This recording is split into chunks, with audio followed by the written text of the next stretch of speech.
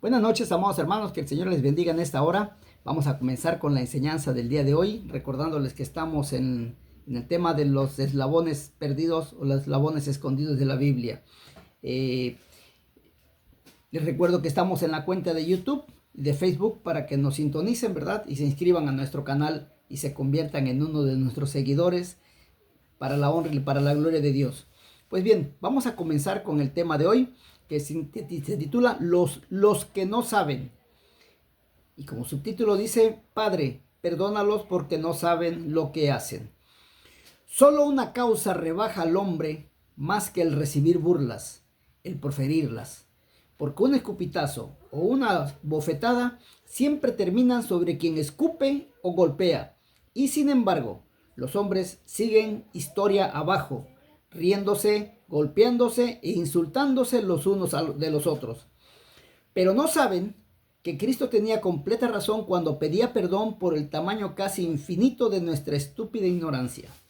Quizás pueda asegurarse que la mayor parte de los soldados que azotaron, los sayones que empujaron, los graciosos que escupieron, los verdugos que crucificaron, la mayor parte de ellos, 20 años después, no se acordaban absolutamente de nada de aquel bochornoso suceso. Nunca se enteraron lo que realmente pasó entre sus manos en la hora más decisiva de la historia de la humanidad. Además, ni siquiera la vieron como un cuento para contar a sus hijos y a sus nietos.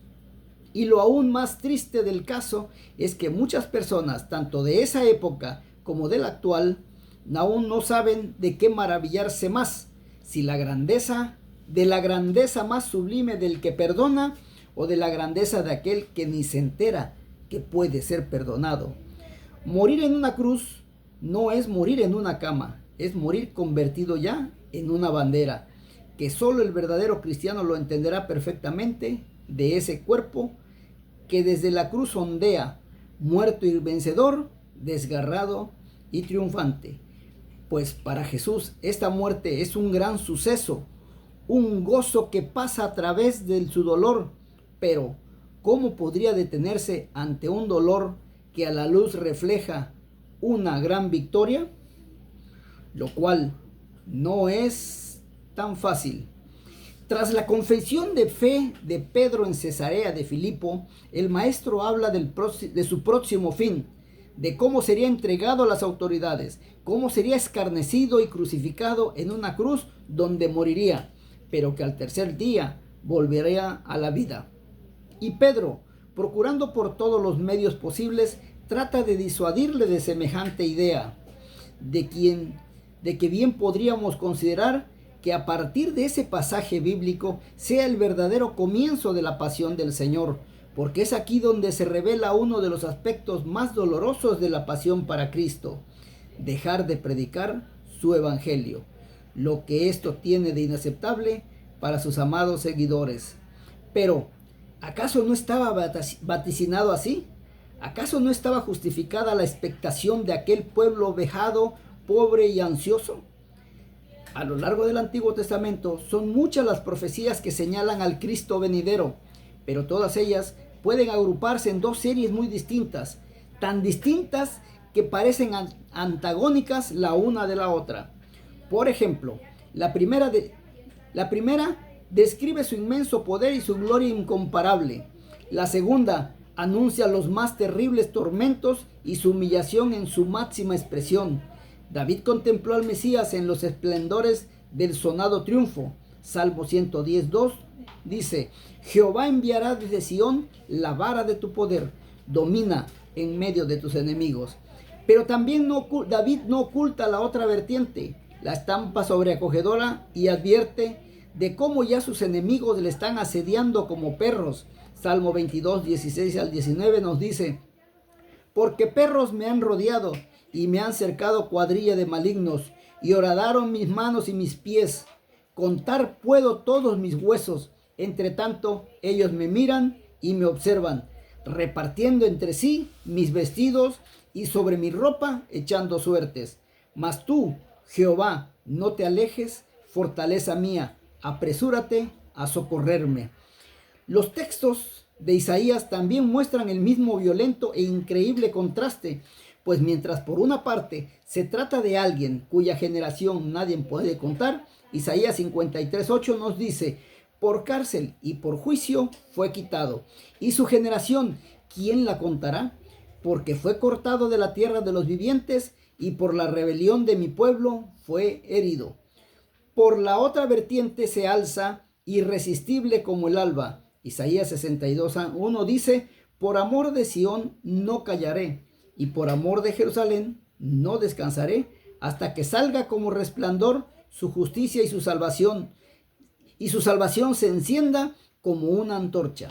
Además, es constituido como rey y maestro de las naciones. Isaías 55:4 dice: he aquí que yo le di por testigo a los pueblos, por jefe y por maestro a las naciones.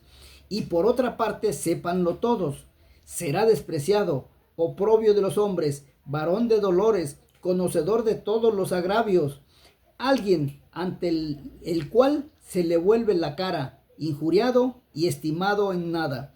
Isaías 53:3 dice: despreciado y desechado entre los hombres, varón de dolores, experimentado en quebranto, y como que escondimos de él el rostro, fue menospreciado y no le estimamos. Realmente son dos series de predicciones tan opuestas que nadie creería que se refiere a una misma persona. No obstante, estas dos líneas paralelas se encontrarían en el infinito, concluirían en el misterio de Dios hecho hombre, y entonces, solo así, de esta manera, toda paradoja queda legitimada y hasta asegurada de antemano. También no olvidemos esto: ¿no es él, acaso por ventura, el creador de su propia madre? ¿O no nació bajo las estrellas el que hizo las estrellas? Es hijo de David. Lucas 1:30 dice: este será grande y será llamado Hijo del Altísimo, y el Señor Dios le dará el trono de David su padre. Aquel a quien David llama su Señor, Marcos 12:36, desciende de Abraham. Lucas 3:34 dice: hijo de Jacob, hijo de Isaac, hijo de Abraham, hijo de Taré, hijo de Nacor. El que existía antes de Abraham. Juan 8:58. Jesús le dijo: de cierto os digo, antes de que Abraham fuese, yo soy. He aquí, en este preciso momento, Él es una fuerza que necesita apoyo, una sabiduría que es necesario aleccionar, el verbo aprendiendo a hablar, y que sin embargo, a la vez, su pobreza nos hace rico, su debilidad nos fortalece, su silencio nos doctrina, su miedo nos estimula, y su muerte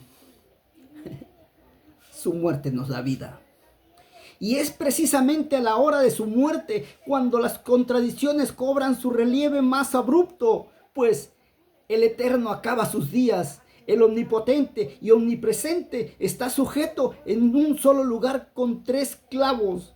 Están clavados los pies que caminaban ingrávidos sobre el agua. Están clavados las manos que se posaban sobre los enfermos y los curaba instantáneamente. ¡Ja, ja, ja! A otro salvó, y asimismo él no puede salvarse.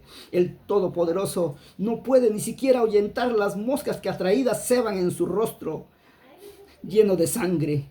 El que es la luz ahora es incapaz de abrir sus propios ojos. El que es la vida se encuentra agonizando. El que es la sabiduría se engañó y creyó que los hombres le iban a seguir y le iban a aceptar. No era nada fácil poder aceptarle. No era fácil poder aceptar ciertas palabras suyas y sobre todo seguirle hasta donde señalaban ciertas predicciones tuyas. No, realmente no era nada fácil aceptarle. Era mucho más sencillo afirmar enfáticamente y afirmarlo como nada en él se contradice a lo que creemos y esperamos que deba ser un Cristo, el verdadero Hijo del Dios vivo, muerte a vida. Desde aquel Viernes Santo, los profetas se volvieron locos, pues ya no saben si la palabra vida forma parte de la declinación de la palabra muerte, o es la palabra muerte la que forma parte de la palabra viva. Por eso, Mejor se dedican a hacer juegos de palabras, a barajear estos dos sustantivos tan comunes que quizás sean ya uno solo o son dos formas distintas del mismo. Oh, qué gran malabarismo juega aquí, pero no con palabras, sino con la tremenda realidad de esta muerte que da vida para salvar tantas vidas que son en realidad cansadas muertes. El Señor ha entregado su vida por nosotros. Que Dios los bendiga. Soy Juan Carlos Muñoz. Nos vemos el día de mañana.